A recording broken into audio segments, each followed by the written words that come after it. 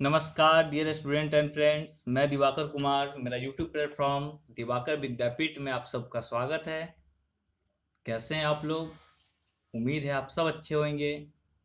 और आज बड़ी खुशी मिल रही है कि आज का हमारा एनटीपीसी स्पीड टेस्ट SBT 4 का जो टॉपर रही जूही कुमारी रही, और इसने 10 मिनट में 10 का 10 क्वेश्चन सही किया बिना निगेटिव के। बहुत काबिल तारीफ है इनका स्कोर। और सबसे बड़ी खुशी की बात ये रही कि आज का फर्स्ट एंड सेकंड टॉपर दोनों गर्ल्स ही रही। दोनों मेरी स्टूडेंट है। फर्स्ट रही जूही कुमारी एंड सेकंड पूजा झा। बहुत अच्छा उन्होंने प्रदर्शन किया, कॉन्ग्रेचुलेसन। और बाकी बच्चे भी बहुत ही तगड़ा कंपटीशन दिए। आज का स्कोर कार्ड देख के लग रहा था कुछ लोगों का स्कोर जो अभी भी 4 नंबर से नीचे जा रहा है, वो लोग घबराए ना। आपके लिए सबसे बहादुरी की बात ये है कि आप इस टेस्ट में, स्पीड टेस्ट में भाग ले रहे हो, क्योंकि आज का पेपर का लेवल भी ढंग का था। अगर आपने प्रॉपर प्रैक्टिस कर रखा है या आपका स्पीड अगर या आपकी प्रैक्टिस में कमी हो चुकी है, जैसे कि ऐसा नहीं कि जिनका नंबर आया 5 नंबर 6 नंबर 4 नंबर वो लोग कमज़ोर थे। बस अंतर यही है कि उनकी प्रैक्टिस में कहीं कमी रह गई होगी, क्योंकि कुछ क्वेश्चन फार्मूला बेस्ड था, कुछ कैलकुलेशन बेस्ड था। तो वो आप जैसे जैसे स्पीड टेस्ट दोगे ऑटोमेटिक आपका सही होते चला जाएगा। हाँ, जिनका स्कोर 4 से नीचे है थोड़ा सोचने लायक है। और बस आप थोड़ी सी मेहनत करो, बट स्पीड टेस्ट मत छोड़ो। और जो लोग अभी भी केवल वीडियो देखते हैं, घर पे सॉल्यूशन बनाते हैं, आंसर भेजते नहीं है, इस संदेह में, इस भ्रम में कि उनका नंबर कम आएगा, लोग हंसेंगे, तो आप इस भ्रम में ना रहो। आप रेस में भाग लोगे तभी जीतोगे। आज 1 नंबर आएगा तभी उस 1 पे 0 लगेंगे और 10 नंबर तक पहुंच पाओगे, बट यूं ही सोचते हुए आप कुछ नहीं कर पाओगे। खैर छोड़ो, your life your decision. But बड़ी खुशी मिली है कि धीरे धीरे टेस्ट देने वालों की संख्या धीरे धीरे बढ़ते जा रही है। बस आप इसी तरह जुड़े रहो। मैं आपसे प्रॉमिस करता हूँ जिस दिन हमारा 30 सेट खत्म हो रहा होगा, मैक्सिमम कवर सिलेबस हम लोग कवर कर चुके होंगे, चाहे वो एडवांस मैथ का हो, चाहे वो अर्थमेटिक का हो, और चाहे वो रीजनिंग का। रीजनिंग का भी टेस्ट होगा इस बीच बीच में, हर एक टॉपिक से रिलेटेड। बस आप कंटिन्यू करो। और जो लोग इस वीडियो को फर्स्ट टाइम देख रहे हैं, मैं आपको बता दूं, मेरा चैनल दिवाकर विद्यापीठ, जो कि व्हाट्सएप ग्रुप भी है और टेलीग्राम चैनल भी है, जिसका लिंक हर वीडियो के नीचे होता है, आप ज्वाइन कर लो। हर दिन 10 बजे आपको 10 क्वेश्चन 10 मिनट के लिए लिया जाता है। आप ऑनेस्टी से बनाओ, चाहे 1 नंबर ही है, बट आप 10 मिनट के अंदर ही बनाओ, तभी आप टाइम का प्रेशर एग्जाम में झेल पाओगे, आपका माइंड सेट हो जाएगा। और इस वीडियो के PDF फाइल हर ग्रुप में आपको अपलोड कर दिया जाता है। ठीक है फ्रेंड्स, चलिए आज हम चलते हैं आज के सॉल्यूशन की तरफ।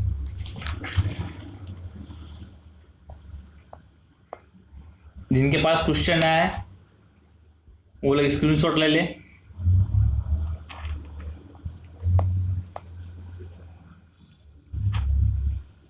उम्मीद है स्क्रीनशॉट आपने ले लिया होगा। चलते हैं हम लोग सॉल्यूशन की तरफ। आज का क्वेश्चन थोड़ा सा हमने कैलकुलेटिव डाला था, थोड़ा सा टफ आपको इसलिए लगा क्योंकि आपने प्रैक्टिस शूट लगा था, कुछ नए कॉन्सेप्ट भी है। मैंने आपको पहले दिन ही बताया था कि मेरा टेस्ट का मकसद केवल आपका नंबर चेक करना नहीं है, आपका स्पीड बढ़ाना है और आपको हर दिन कुछ ना कुछ नया सिखाना है। सो आप घबराएं, अगर आपका नंबर कम आता है तो आप सबसे बड़े बैरियर्स है एग्जाम बैरियर्स है। मैं हर बार रिजल्ट में लिखता हूँ कांग्रेचुलेसन एग्जाम बैरियर्स। इसकी वजह यही है कि आप इस 10 मिनट के टेस्ट में पार्टिसिपेंट ले हो और अपना नंबर ऑनेस्टी से भेजते हो, ये सबसे बड़ी बात है। ठीक है फ्रेंड्स, चलिए।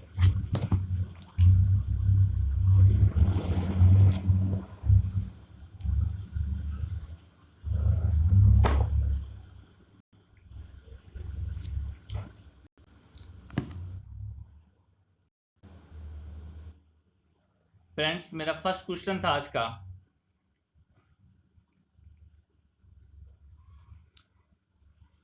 वार्षिक तथा अर्धवार्षिक रूप से संयोजित 12,000 रुपये पर 20% का ब्याज दर पर चक्रवृद्धि ब्याज के बीच कितना अंतर है। कितने बच्चे ना कंफ्यूज हो, इसमें समय नहीं दिया, तो जब भी आप जान लो, ये एग्जाम किसी किसी एग्जाम में पूछा हुआ क्वेश्चन है। वार्षिक जब लिख दे और समय की चर्चा ना हो तो आप 1 साल लेके चलना। ठीक है फ्रेंड्स, आप 1 साल लेके चलना। और इस तरह के सवाल को निकालने के लिए अगर ट्रेडिशनल मेथड में देखा जाए तो आपको पहले क्या करना होगा, इस 12,000 रुपये का आप एक पहले साल का आप चक्रवृद्धि ब्याज निकालो, और आपको पता है कि पहले साल का हमारा SI और CI दोनों बराबर होता है, तो आप पहले साल का SI निकालो CI निकालो, इक्वल ही होगा। लेकिन बात जब 2 साल की आ जाती है तो आइए मैं आपको एक बात बता दूं, अगर आपको 10% से 2 साल का अगर SI निकालना हो सिंपल इंटरेस्ट, तो सीधा आप क्या करते हो, प्रिंसिपल का 20% कर देते हो, ठीक है। लेकिन वही जब बात आती है कंपाउंड इंटरेस्ट की, तब वहाँ पे हम 10 इंटू डायरेक्ट 2 नहीं करते हैं, तब हमारा जो इफेक्टिव परसेंट होता है 10 + 10 × 10/100 जो हमें देता है 21%। क्या देता है, 21%। इसका मतलब है कि हमने ये देखा कि भैया 2 साल का 10% से सिंपल इंटरेस्ट निकलेगा 20% और कंपाउंड इंटरेस्ट निकलेगा 21%, ठीक है।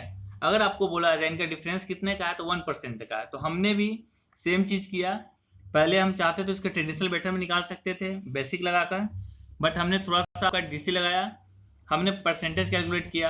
तो पहले साल का, थोड़ा सा बड़ा कर दो, रुक जा फ्रेंड्स,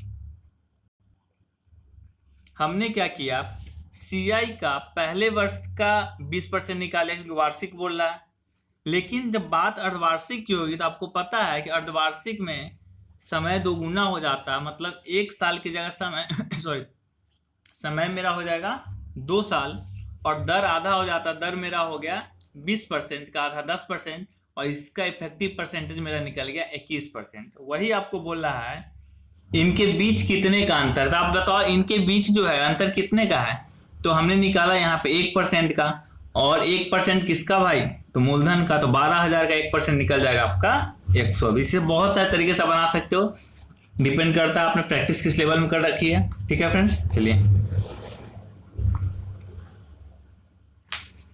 नेक्स्ट क्वेश्चन था मेरा, यदि x बराबर √8 - √7, y बराबर √6 - √5 और z बराबर 3 - √8, तो आपको एक रिलेशन स्टेब्लिश करना था कि इनमें सबसे बड़ा कौन होगा।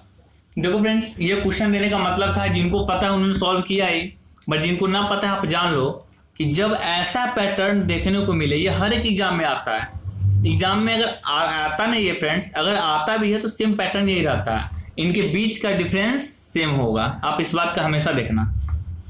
तो अगर फ्रेंड्स XYZ इस तरह दिया हो और आप देख रहे हो यहाँ पे 8 है तो 7 है, यहाँ पे 6 है तो 5 है, बट यहाँ पे देख रहे हो 3 है तो 8 है, लेकिन हमने क्या देखा, सारा मेरा रूट में है। तो आप बताओ 3 को अगर √9 लिख दे तो कोई गलती होगी क्या, क्योंकि ऑलमोस्ट वही है, सेम ही है, √9 का वैल्यू 3 होता है। बट हमने ऐसा क्यों किया, तो हमने एक सिमिलरिटी लाई इनके बीच में कि 8 7 एक डिफरेंस है, 6 5 एक डिफरेंस है, 9 और 8 एक डिफरेंस है। ऐसा हमने क्यों किया, तो आप ना इसका लॉजिक हम लोग बाद में पढ़ेंगे डिटेल में, फिलहाल आप माइंड को कमांड भेज दो कि जब इस तरह के क्वेश्चन आ जाए, आप माइंड को या कमांड भेजो कि जब इस तरह के क्वेश्चन आ जाए अब बोल दे कि बताइए x बड़ा है या y बड़ा है या z बड़ा है, तो जो नंबर जितना बड़ा होगा, जो नंबर जितना बड़ा होगा वो उतना ही छोटा होगा। तो आप देखो 8 7 6 5 और 9 8 में सबसे बड़ा नंबर कौन सा दिखा, हमें पेयर जोड़ा 9 8, तो ये z हो जाएगा सबसे छोटा। क्या हो जाएगा, z हो जाएगा मेरा सबसे छोटा, तो z को हमने सबसे छोटा मान लिया। अच्छा, इसका साइन का मतलब होता है ग्रेटर देन, ठीक है फ्रेंड्स। अब x और y में देखते हैं, तो इस दोनों में बड़ा नंबर कौन है, 8 और 7, तो यह हो जाएगा y से छोटा। तो अब देखो तो z से बड़ा हो गया x, y से छोटा हो गया x, मतलब ये मेरा आंसर हो जाएगा, ठीक है फ्रेंड्स। चलिए ये एक क्वेश्चन था जो मैं आपको बता दूं, यह क्वेश्चन देने का मेरा बस एक ही मकसद था, यह बिल्कुल मैंने TCS पैटर्न पे क्वेश्चन सेट किया, जैसा मैं भी एग्जाम देता हूँ या आप भी देते हो, देखते हो स्टार्टिंग में 1-2 क्वेश्चन ऐसे डाल दिए जाते हैं जहाँ क्वेश्चन तो इजी होते हैं बट कैलकुलेटिव होते हैं, जहाँ पर टाइम किल हो जाता है। अगर इस तरह के क्वेश्चन दोबारा कभी आप देखो तो कोशिश करो आप उसे स्किप कर जाओ उस समय, और फिर उसे जब आप सारे क्वेश्चन सॉल्व कर लो तब सेकेंड ऑर्डर में से बनाओ, क्योंकि ये बिल्कुल ईजी था, फॉर्मूला बेस्ड था, लेकिन करना क्या था, आपको कैलकुलेशन ज़्यादा करना था। क्वेश्चन पढ़ लेते एक बार हम लोग।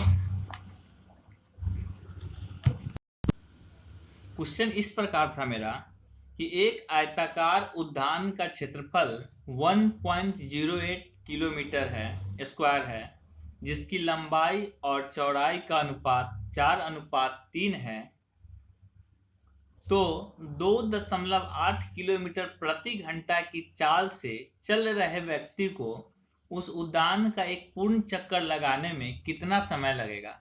इस क्वेश्चन में आपका 3 चीज टेस्ट किया गया है। पहला तो ये टेस्ट किया गया है, ये टेढ़ा मेरा नंबर दे के आपको कंफ्यूज किया गया 1.08, चाल 2.8 देकर।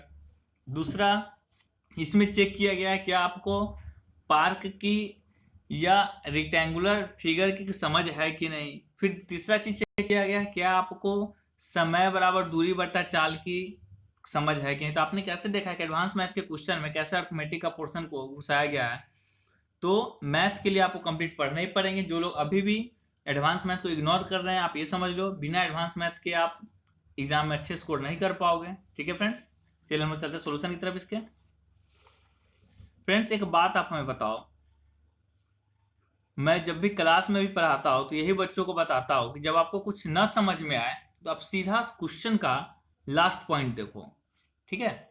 और हमें देखना क्या है यहाँ पे, तो देखो आपसे पूछा कि कितना समय लगेगा, ठीक है। अब एक बात बताओ, समय बराबर क्या होता है, तो दूरी बटा चाल। तो चाल तो भाई दे रखा है बट दिया क्या नहीं, दूरी। अच्छा दूरी कैसे निकलेगा, तो वह व्यक्ति जो है पार्क का चक्कर लगा रहा है, इसका मतलब है वो जिस बिंदु पर चलेगा फिर वहीं पहुंचेगा। और पार्क कैसा है मेरा, तो आयताकार है, इसका मतलब है उसके द्वारा तय की गई टोटल दूरी जो होगी वह कहीं ना कहीं आयत की परिधि होगी। तो मैंने लिख भी दिया आपको यहाँ पे कि व्यक्ति द्वारा तय की गई दूरी उद्यान की परिमाप, उद्यान क्या है मेरा आयताकार फिगर है। तो अब मेरे दिमाग में क्या गया कमांड कि भाई परिमाप निकालना है, तो परिमाप कैसे निकलेगा, तो 2 गुने लंबाई प्लस चौड़ाई। अब हम चलते हैं लंबाई प्लस चौड़ाई का। तो हमने देखा लंबाई प्लस चौड़ाई का अनुपात दे रखा है 4:3, तो ये तो अनुपात में है ना, तो हमें तो इसे फिगर में लाना होगा।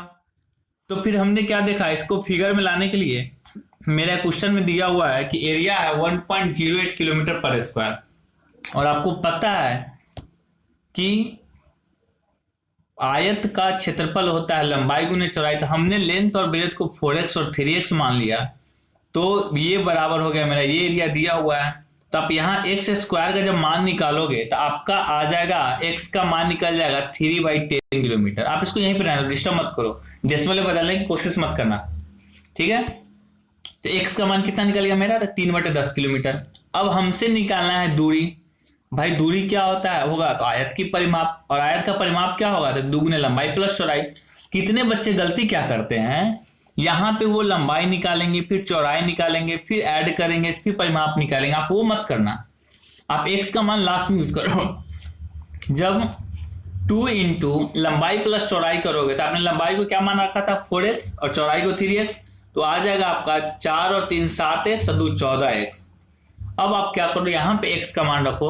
x का मान जैसे आप 3/10 रखोगे, यहाँ पे थोड़ा सा हमसे मिस्टेक हो गया था लिखने में, वही थोड़ा सा घिस पीछ है, बट आप समझने की कोशिश करना। अब जब आप x का मान रखोगे तो आपका आ जाएगा 21/5 किलोमीटर, और यह जो 21/5 किलोमीटर आया है, यह आया आपका उद्यान का परिमाप, और उद्यान का परिमाप आया तो आपका क्या मिल गया, दूरी। अब समय निकल जाएगा क्या फ्रेंड्स, समय बराबर दूरी बटे 4, आप निकाल लेना। उम्मीद है कुछ बच्चों को, अच्छा यहाँ पे आप देख लो, ये जब आया ना तो आपका आंसर था 1 घंटा 30 मिनट, तो ये जो आप काटोगे आपका तो आ जाएगा आपका 3/2, क्या आ जाएगा 3/2। हम इसको लिख सकते हैं 1.1/2 घंटा, और घंटा को हमने मिनट में बदल दिया, 1 घंटा 30 मिनट। उम्मीद है जो लोग पहले से मेंसुरेशन पढ़ लिए होंगे उनको तो समझ में आ गया होगा, बट जो लोग पहली बार इस वीडियो को देख रहे हैं या इस टॉपिक को देख रहे हैं उन्हें कुछ भी समझ में नहीं आया होगा, बट आप परेशान मत हो। इस वीडियो को आप 4 से 5 बार देखो, इस सॉल्यूशन को बिल्कुल समझ में आएगा।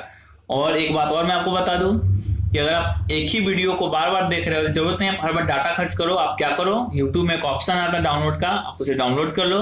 मुश्किल से आपका ये 40 से 50 MB का होगा, फिर आप बार बार इसे देख सकते हो। ऐसे डाटा भी बचेगा आपका और टाइमली आप देख भी पाओगे, ठीक है फ्रेंड्स। चलिए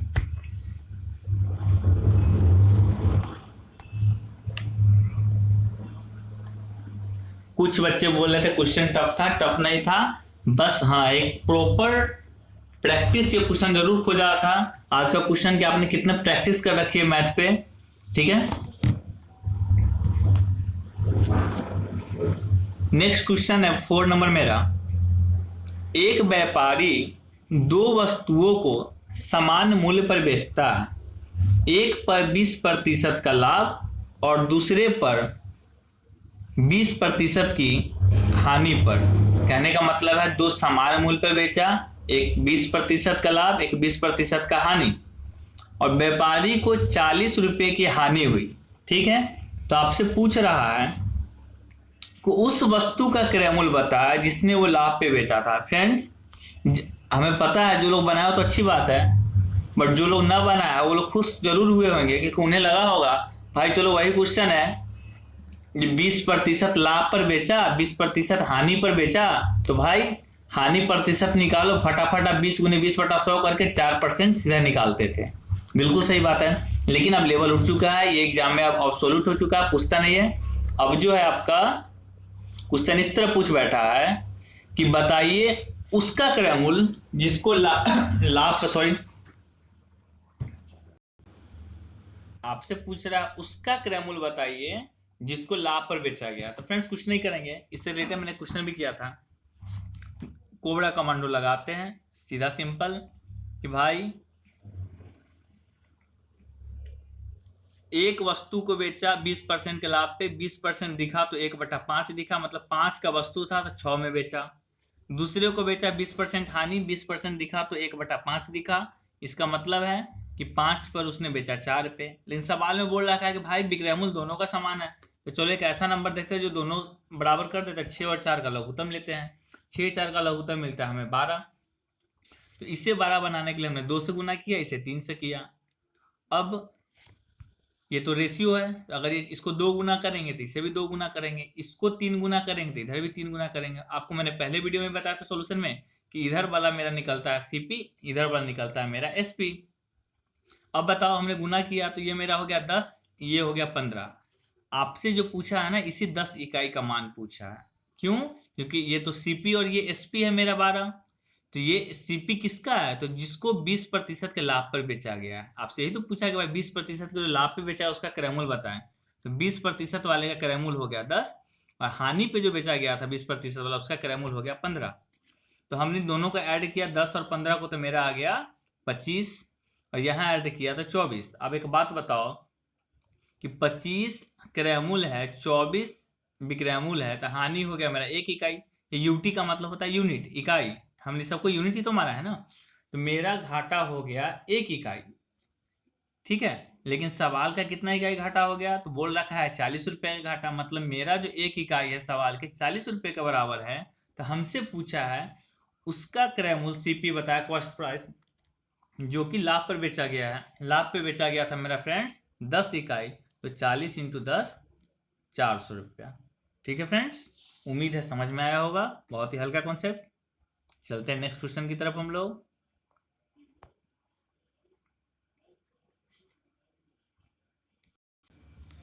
फ्रेंड्स ये तो क्वेश्चन है, एक बार मैं पढ़ के बता दूं पहले आपको कि 15 लीटर दूध के एक घोल में दूध और पानी का अनुपात 4:1 है, तो उपयुक्त मिश्रण में कितने लीटर पानी मिलाया जाना चाहिए ताकि घोल में दूध और पानी का अनुपात 3:2 हो जाए।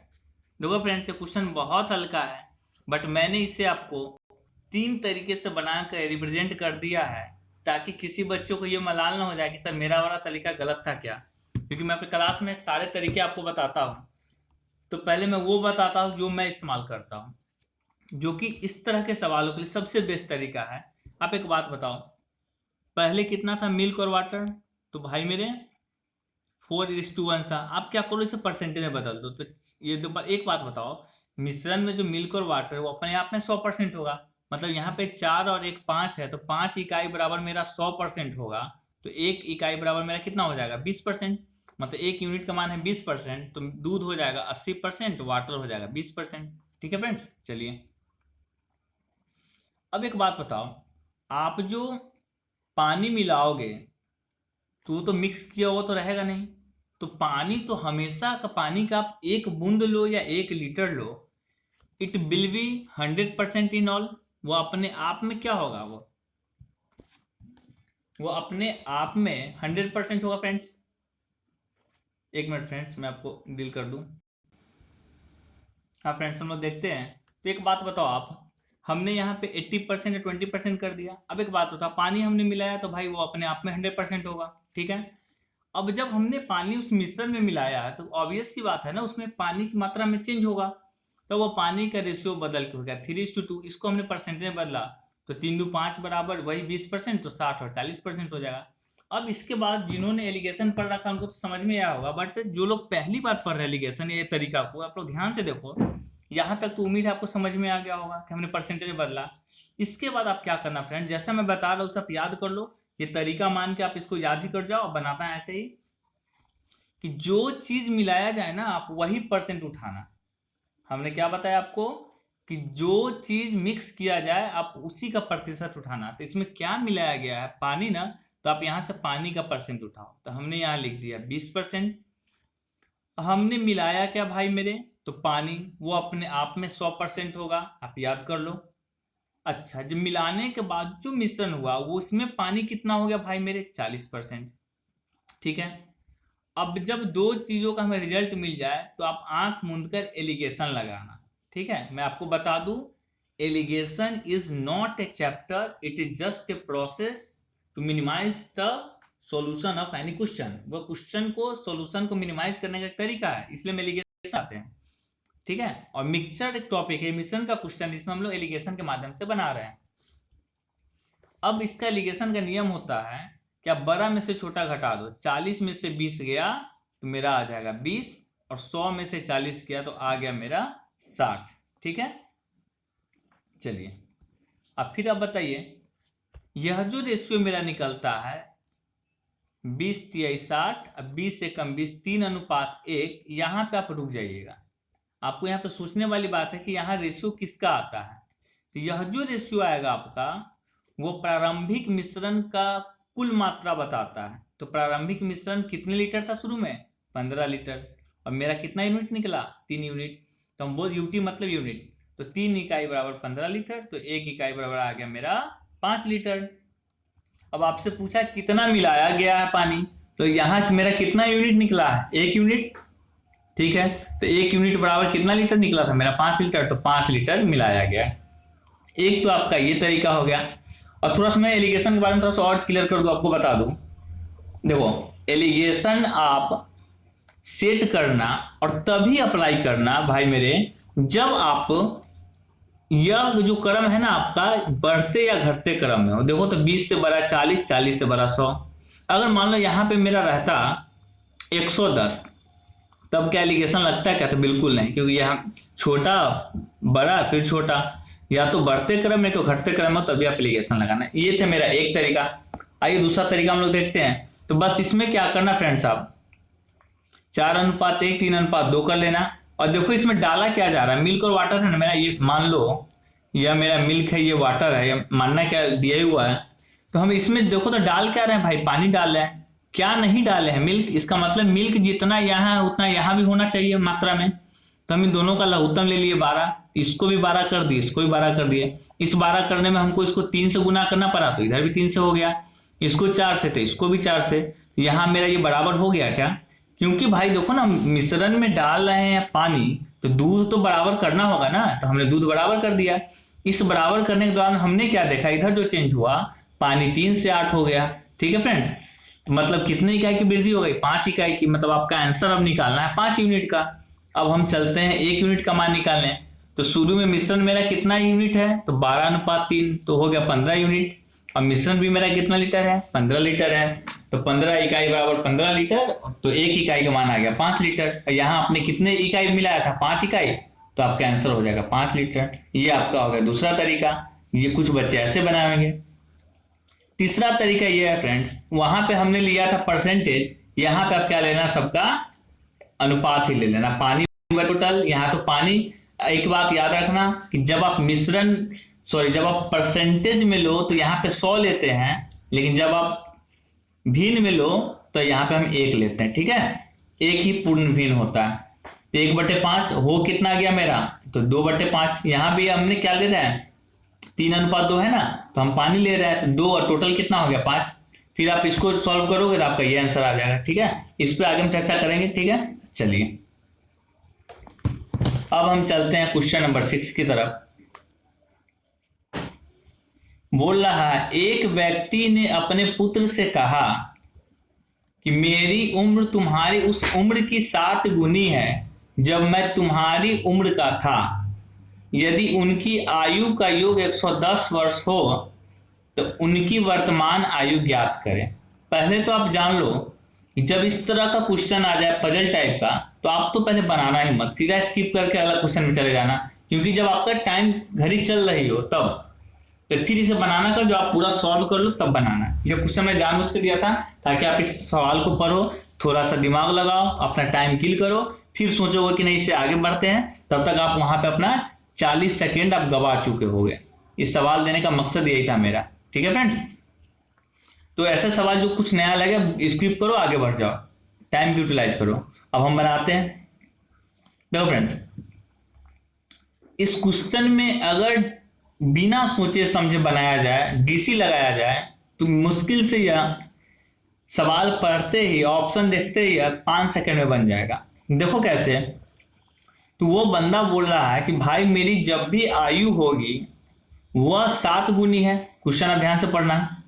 इसका मतलब है, वर्तमान आयु ऑप्शन में दे रखा है, उसका जो भी आयु होगा वो किसका, 7 का मल्टीपल होगा।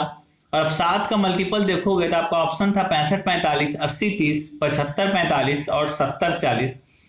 एक बात बताओ, इसमें 7 से कटने वाला हमें बस एक ही नंबर दिखा हुआ था, ऑप्शन डी। इसलिए मैंने लिखा सोल्यूशन में आपको कि go through option D will satisfy.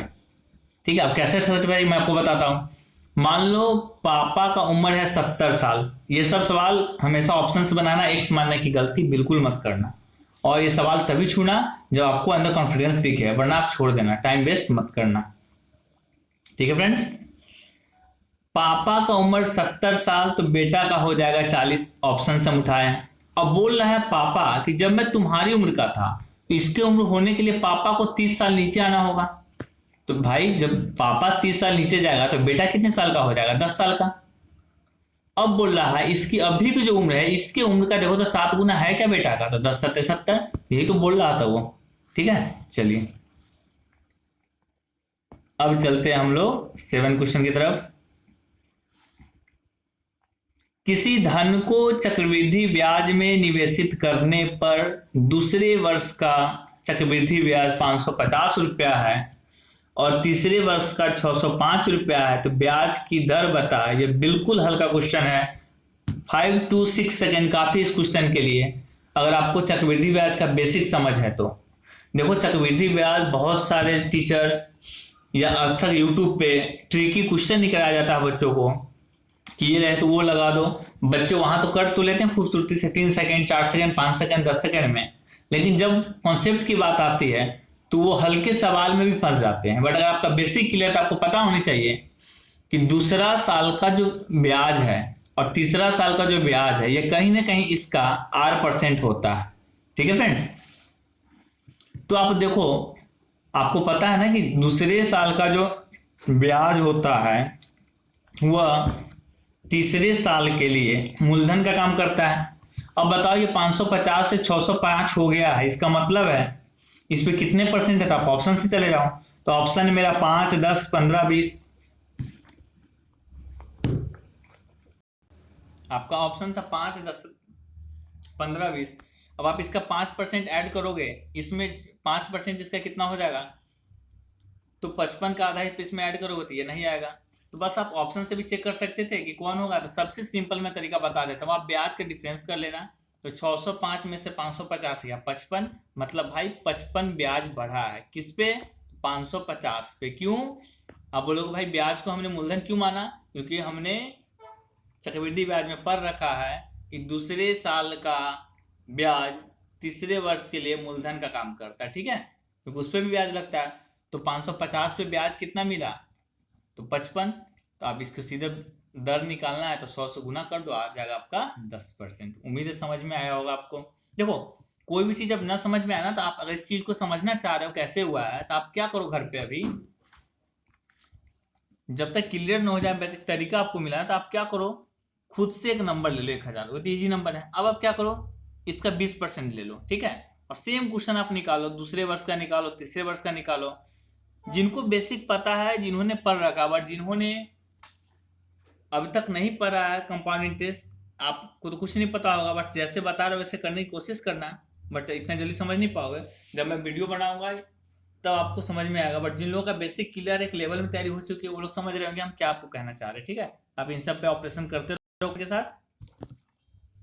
चलते हैं फ्रेंड नेक्स्ट क्वेश्चन की तरफ हम लोग।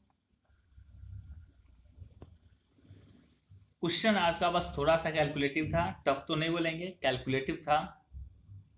हमें आपको इस क्वेश्चन के माध्यम से यह सिखाना था कि कैसे लेंदी क्वेश्चन को छोड़ते हैं, आगे बढ़ते हैं, फिर सेकेंड अटेम्प्ट में बनाते हैं, ठीक है फ्रेंड्स। चलिए,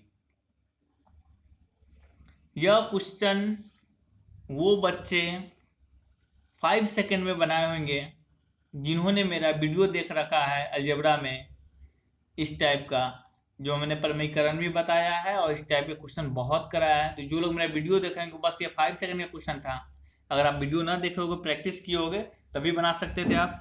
देखो इस क्वेश्चन में कुछ नहीं था। अच्छा, इस क्वेश्चन का मैंने ना ऑप्शन देखा होगा आपने, 27 और 23 दिया था, ताकि हमें पता था कि अक्सर बच्चे यही गलती करेंगे, इस क्वेश्चन के लिए बच्चे यही गलती करेंगे। वो क्या करेंगे, जैसे ही ये देखेंगे 5 तो सीधा सोचेंगे ए स्क्वायर में 2 था, 50 25 में से 2 गया 23। अच्छा, फिर वो माइनस देखे होंगे तो कंफ्यूज हुए होंगे, नहीं नहीं प्लस होगा, और 50 25 प्लस 2 27। जो बच्चे ये टिक लगाने जा रहे हैं फिर सोचेंगे भाई 27 भी तो ऑप्शन में है, 23 भी है, तो इस कंफ्यूजन को एक तुक्का मारे होंगे। बट आपको बता दिया दोनों आंसर गलत था आपका, क्योंकि ये तो मैंने पूछा ही नहीं था। मतलब कॉन्सेप्ट को मैंने क्या बता रखा है कि भाई मेरे, कि जब भी अगर x प्लस 1/x देगा तो हमेशा x square plus 1/x square निकालना होगा, या x माइनस 1/x देगा फिर भी यहाँ पे प्लस ही रहता है भाई मेरे, माइनस नहीं होता है। तो फिर हमने देखा यहाँ माइनस दिया है, तो इसका मतलब है कि सवाल कोई और तरीके से बनेगा। तो हमने क्या दिया आपको, देखो आप x square minus 1/x square, ये देखो तो a square minus b square का फॉर्मूला है क्या फ्रेंड्स, तो हो जाएगा a plus b into a minus b, ठीक है। अब a प्लस बी तो हमने दे रखा है 5, अब a माइनस बी कैसे निकालेंगे, तो मैंने आपको बताया था फ्रेंड्स, उम्मीद है आप सबको याद होगा। मैंने आप सबको बताया था कि अगर x माइनस 1/x, या प्लस ही ले लो ना, 1/x बराबर अगर मान लो 5 है, ठीक है, और आपको बोल दे x माइनस 1/x निकालने के, तो आप कुछ मत करना, 5 का स्क्वायर कितना हो जाएगा 25, और यहाँ घटाना है तो आप -4 कर देना, तो 25 में से 4 गया 21, √21 हो जाएगा, ठीक है। अगर मान लो आप क्वेश्चन ऐसा रहता कि x माइनस 1/x रहता, तब दे देता 5, और आपको बोलता कि x प्लस 1/x निकालिए, तो कुछ मत करना, आप जब साइन अपोजिट हो कुछ मत करना, 50 25 तो करना ही करना है, 4 को तो लेना ही लेना है। लेकिन अब बात आती है कि प्लस की माइनस, तो यहाँ पे देखना क्या है, तो भाई प्लस पूछ रहा है ना, तो +4 कर देंगे, तो मेरा इसका आ जाएगा √29। उम्मीद आपको समझ में ये बात अच्छे से आ गया होगा, ना आया होगा, डिटेल में पढ़ना चाहते हो तो आप मेरा वीडियो जो प्ले लिस्ट खोलो, और अलजेब्रा मैंने जितने भी पढ़ाया आप पढ़ लो, काफ़ी हेल्प मिलेगा आपका। मैंने अभी तक एडवांस मैथ में जितने भी टॉपिक पढ़ाए हैं वो सब मैंने आपका आने वाले एग्जाम एसएससी और एनटीपीसी और ग्रुप डी का ख्याल करके पढ़ाया, ना ज़्यादा इजी ना ज़्यादा टफ, ठीक है फ्रेंड्स। तो आप जरूर देखो, बहुत बेनिफिटेड मिलेगा, मैक्सिमम क्वेश्चन हमने प्रीवियस ईयर उठाया है, ठीक है फ्रेंड्स। चलिए, तो उम्मीद है ये आपको समझ में आएगा 5√21 आंसर, ठीक है। अब क्वेश्चन नंबर 9 है मेरा, किसी कमरे की फर्श की माप 4/3 मीटर है, ठीक है। जब भी 4/3 लिखा हो समझ लेना पहले वाला लंबाई दूसरे वाला चौड़ाई है मेरा, ठीक है। ट्रेन को जाने देते हैं फ्रेंड्स, ठीक है फ्रेंड्स, ट्रेन चला गया। आधे बच्चे कंफ्यूज हो रहे होंगे कि लॉकडाउन में ट्रेन कहाँ से आ गया, अरे भाई मालगाड़ी भी तो चलता है, ठीक है। और कुछ बच्चे इस बात से कंफ्यूज हो जाएंगे कि सर स्टेशन पे क्या कर रहे, तो मैं बता दूं स्टेशन के बगल में मेरा घर है, वहीं से ट्रेन की आवाज़ आई थी। फिर आप यहाँ फोकस करो, ठीक है फ्रेंड्स। तो फ्रेंड्स क्वेश्चन में फिर से पढ़ देता हूँ आपके लिए कि किसी कमरे की फर्श का माप 4 बाई 3 मीटर है तो उसकी ऊंचाई 3 मीटर है, ऊंचाई भी 3 मीटर दे रखा है। तो कमरे के दीवारों तथा छत पर रोगन करना, रोगन मतलब कलर करना है, कोई काम करवाना है तो रोगन किए, आप सीधा रोगन को समझो पेंट करना, समझ गए। तो पेंट किए जाने वाले भाग का क्षेत्रफल बताओ। ये देखो बिल्कुल कॉन्सेप्चुअल क्वेश्चन है, तो मैं मेंसुरेशन पढ़ाऊंगा आपको, तो मैं जरूर बताऊंगा आपको। ऐसे आप जान लो कि देखो आपको अगर पेंट करवाना है तो आपको ना ये करवाना है चारों दीवार और छत। इसका मतलब है, अब एक बात, तो कभी भी आपने पेंट करवाया, कितने बजे दिमाग में सर नीचे क्यों नहीं, आपने कभी भी जब घर में पेंट करवाया होगा, या जो लोग ग्रामीण इलाके में रहते हैं उन लोगों को पता होगा, हम लोग घर चूने से पुताई करते हैं। तो जब भी आप चूने से पुताई करते हैं दीवार, या मैक्सिमम आप छत के ऊपर वाले फ्लोर कर सकते हो, क्या आपने कभी नीचे वाला किया है क्या? पेंट भी तो कभी लोग दीवार करते हो, छत करते हैं, नीचे तो अक्सर करते नहीं हम लोग। लेकिन स्पेशल कंडीशन जब बोल दिया जाए कि हमें फर्श को भी पेंट करना है, क्योंकि अब फ्लोर पेंट भी आ चुका है, तब हम लोग क्या करेंगे, क्षेत्रफल दोनों का निकालेंगे। बट यहाँ क्लियरली बोल रखा है कि आपको दीवार का और छत का क्षेत्रफल निकालना है। इसका मतलब है कि आपको कमरे के चारों दीवार का क्षेत्रफल निकालना है और छत का क्षेत्रफल निकालना है। और कमरे के चारों दीवार का क्षेत्रफल का फॉर्मूला होता है, आप देख लो मैंने यहाँ लिख दिया आपके लिए, कि 2 गुने लंबाई प्लस चौड़ाई गुने ऊंचाई। कमरे की लंबाई प्लस चौड़ाई गुने कमरे की ऊंचाई, अब प्लस छत का क्षेत्रफल का क्या हो जाएगा, लंबाई गुने चौड़ाई। ठीक है फ्रेंड्स, चलिए अब क्या करते हैं,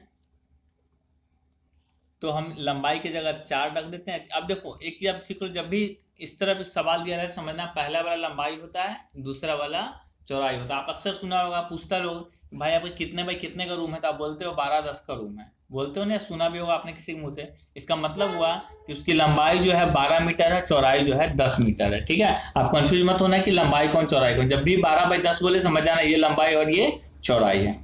ठीक है, चलिए तो बस आप यहाँ पे डाटा रखना, आंसर आ जाएगा आपका 54 मीटर स्क्वायर। ठीक है, लास्ट क्वेश्चन था, बहुत ही कॉन्सेप्चुअल था, बहुत इजी था। ठीक है फ्रेंड्स, कि 30/20 वाले आयताकार क्षेत्र के एक कोने पर एक गाय बंधा जो कि 14 मीटर लंबा है, तो रस्सी से बांधी गई है। ठीक है, उस क्षेत्र में जो घास चढ़ सकता है उसका क्षेत्रफल बताएं। आप एक बात बताओ, जैसे ही बात आयताकार की हो रही है, मैं इसको अच्छे से क्वेश्चन समझा दूं पहले आपको। भाई मैं देखो,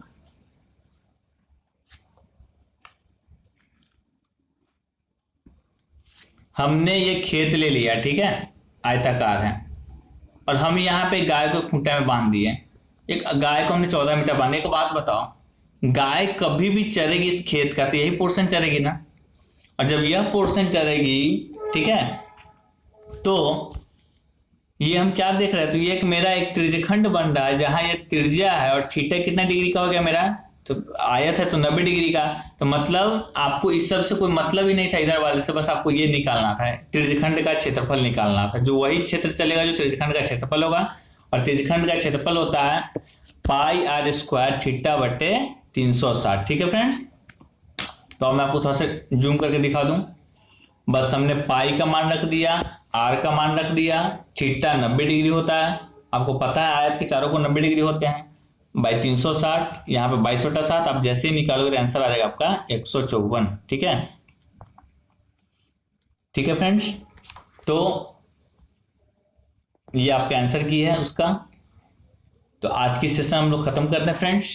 सेशन कैसा लगा, देखो आपको टेस्ट का भले ही मैं टेस्ट 10 मिनट का लेता हूँ, सोल्यूशन भले ही आपको 25-30 पे 40 मिनट का मिलता है, बट आपके एक टेस्ट में मेरा कम से कम समय जाता है 3 घंटे का।